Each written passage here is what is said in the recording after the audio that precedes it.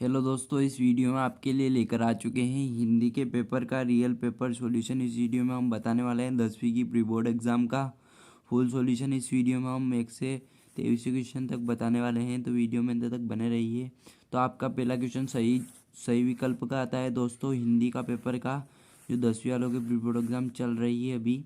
तो पहले में आपका जो आंसर रहेगा वो संवत 375 से संवत 1700 रहेगा। दूसरे में अवधि हो जाएगा, तीसरे में क्रोध, चौथे में नगर पालिका द्वारा, पांचवें में चिकित्सा का आलय और छठे में मैया के आंचल में। तो ये आपके सही विकल्प के आंसर हो चुके हैं दोस्तों। अब बढ़ते हैं रिक्त स्थानों की ओर। रिक्त स्थान आता है हमारा दूसरा क्वेश्चन। ये दोस्तों पहले में आपके अंतिम आ जाएगा रिक्त स्थान में, दूसरे में अलंकार आ जाएगा, तीसरे में भरत मुनि आ जाएगा रिक्त स्थान में दूसरा क्वेश्चन जो आपके है। अब हम बढ़ते हैं अगले नेक्स्ट क्वेश्चन, मतलब रिक्त स्थानों के अगले नेक्स्ट क्वेश्चनों की ओर। तो अब चौथे में आपके जो स्वयं आ जाएगा, पांचवें में अवयवी भाव आ जाएगा, छठे में बाबूजी आ जाएगा और सातवें में जो आपके जापान आ जाएगा। अब आती है हमारा तीसरा क्वेश्चन, सही जोड़ी मिलाइए। और इसमें कॉलम रखेंगे हम। तो छाया मत छूना, इसके सामने का उत्तर है गिरजानंद माथुर। तो ये सही सामने के उत्तर है दोस्तों। इनका आप स्क्रीनशॉट कर सकते हो, नोट कर सकते हो इनको वीडियो स्क्रॉल करके। और दूसरे में पृथ्वीराज रासो महाकाव्य है। एक कहानी यह भी मन्नू भंडारी। ईश्वर करे तुम पास हो जाओ, इच्छावाचक वाक्य। 9 2 11 होना, बिना मेहनत के लाभ प्राप्त करना। ये मतलब गलत छप गया है दोस्तों, इसका आना था भाग जाना। भाग जाना आना था, अपन गलत छप गया है ये दोस्तों, तो कोई बात नहीं।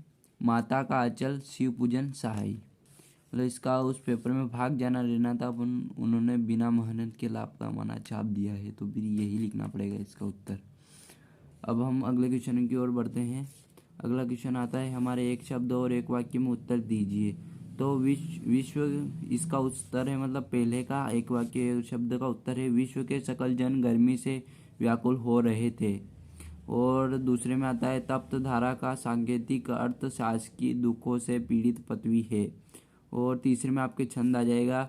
चौथे में प्रत्येक चरणों में 16 मात्राएं होती है। पांचवें में 2 फुट आ जाएगा, छठे में उपासक आ जाएगा और सातवें में मेला आंचल आ जाएगा। तो इनका आप स्क्रीनशॉट कर लीजिए, नोट कर लीजिए। अब अगले क्वेश्चन, हम पांचवें क्वेश्चन की ओर बढ़ते हैं, सत्य सत्य की ओर। हमारा जो पांचवा क्वेश्चन आता है दोस्तों, उसका पहले में आपके सत्य हो जाएगा, दूसरे में असत्य हो जाएगा, तीसरे में सत्य हो जाएगा, चौथे में भी सत्य हो जाएगा और पांचवें में भी सत्य हो जाएगा। और जो आपके छठा है उसमें भी सत्य, या आपके छठे में भी सत्य हो जाएगा दोस्तों, ये छठे में। अब हमारा आता है छठा क्वेश्चन। अब आंसर क्वेश्चन आ चुके हैं, 2 नंबर वाले क्वेश्चन आ चुके हैं। उसका आंसर देख लीजिए आप। छठे का अथवा वाला किया है, भक्ति काल की प्रमुख निम्नलिखित विशेषताएं लिखी है। तो भक्ति काल की प्रमुख विशेषताएं निम्नलिखित है। तो भक्ति का पहली आती है भक्ति भावना की प्रधानता, दूसरी है किसी भी राजा के दरबार में आश्रय प्राप्त ना करना। तीसरा है, मतलब 2 लिखनी थी तो हमने 3 लिख चुके हैं, कौन सी भी आप 2 कर सकते हो। तीसरा है काव्य सर्जन और उद्देश्य केवल स्वार्थ सुख ही था। अब हमारे बढ़ते हैं अगले क्वेश्चन की ओर। अगला क्वेश्चन हमारा 7वां क्वेश्चन आता है, 2 नंबर का। तो उसमें अथवा वाला किया है। तो तुलसीदास की 2 रचनाएं लिखी है। तो रामचरितमानस और विनय पत्रिका कवितावली और इनकी काव्यगत विशेषता है। भाव पक्ष, तो एक आती है भक्ति भावना। तुलसीदास सगुण ईश्वर को मानते थे, उनकी भक्ति में असीम धैर्य अन्य आत्मसमर्पण है, राम ही एकमात्र भरोसा है। अब आता है कला पक्ष। भाषा, तुलसी ने ब्रज अवधी भाषा को अपनाई है, जहाँ तहाँ अरबी फारसी भोजपुरी बुंदेलखंडी भाषाओं के शब्द भी मिल जाते हैं। अब हम अगले क्वेश्चन की ओर बढ़ते हैं। 7वां क्वेश्चन आपके हो चुका है दोस्तों। अब 8वां क्वेश्चन आता है। यह आता है आपके 8वां क्वेश्चन, फाल्गुन का मौसम तथा दृश्य अत्यंत मनमोहक होता है। चारों तरफ का दृश्य अत्यंत स्वस्थ और हरा भरा दिखाई दे रहा है। पेड़ों पर कहीं हरी तो कहीं लाल पत्तियां फूलों से मंद मंद खुशबू हृदय को मुग्ध रही है। इसलिए कवि की भैरव फाल्गुन की सुंदरता से अट नहीं रही। अब अगले क्वेश्चन आता है हमारा 9वां क्वेश्चन, उसकी ओर बढ़ते हैं हम। दोस्तों हमारा अगला क्वेश्चन आता है 9वां क्वेश्चन। उसका अथवा वाला क्या है दोस्तों? छंद जिन रचना में अक्षरों में मात्राओं की संख्या निश्चित हो तथा यदि यदि यदि एवं तुक आदि का ख्याल रखा जाए उसे छंद कहते हैं। छंद के दो प्रकार है, मात्रिक छंद और वाणिक छंद। तो आपके 9वां क्वेश्चन का उत्तर जो है, आंसर जो है हो चुका है दोस्तों। अब हम अगले क्वेश्चन 10वें क्वेश्चन की ओर बढ़ते हैं दोस्तों। तो 10वां क्वेश्चन हमारा आता है, उसका अथवा वाला क्या है दोस्तों? पाठ्य मुक्तक छंद के बारे में पूछ रहा था। तो ये पाठ्य मुक्तक छंद विभिन्न विषयों में लिखी गई छोटी छोटी विचार प्रधानता कविता आती है, जिसमें भाव की अपेक्षा विचारों की प्रधानता होती है। उदाहरण के लिए कबीर, तुलसी, रहीम, बिहारी, श्रृंगार परक दोहे इसके उदाहरण है। तो ये 10वें क्वेश्चन का आप स्क्रीनशॉट ले सकते हो दोस्तों। ये 10वें क्वेश्चन का आंसर हो चुका है आपके। अब हम बढ़ते हैं अगले 11वें क्वेश्चन की ओर। दोस्तों हमारा अगला क्वेश्चन जो 11वां क्वेश्चन आता है, दो उपन्यास के नाम, लेखकों के नाम लिखिए। तो पहला उपन्यास है सामा स्पन 1880 ईस्वी में, लेखक है ठाकुर जगमोहन सिंह। दूसरा है निरसाहा हिंदू 1890 ईस्वी, लेखक राधा कृष्ण दास। अगले क्वेश्चन की ओर बढ़ते हैं। अगला क्वेश्चन हमारा 12वां क्वेश्चन आता है दोस्तों। इसका अथवा वाला क्या है? मनु भंडारी के साहित्य की प्रमुख विशेषताएं। तो मनु भंडारी 3 अप्रैल 15 नवंबर 2021 हिंद की सुप्रसिद्ध कहानीकार, मध्य प्रदेश में मंदसौर के जिले में भानपुरा गांव में जन्मी। मन्नू का जन्म महेंद्र कुमारी था, मतलब बचपन का नाम उनका महेंद्र कुमारी था। लेखक के लिए उन्होंने मनु नाम का चुनाव किया। उन्होंने M.A. तक की शिक्षा प्राप्त कर दिल्ली में मिरांडा हाउस में अध्यापिका रही। अगले क्वेश्चन की ओर बढ़ते हैं। अगला क्वेश्चन हमारा 13वां क्वेश्चन आता है दोस्तों। तो 13वें का हम उत्तर देखते हैं।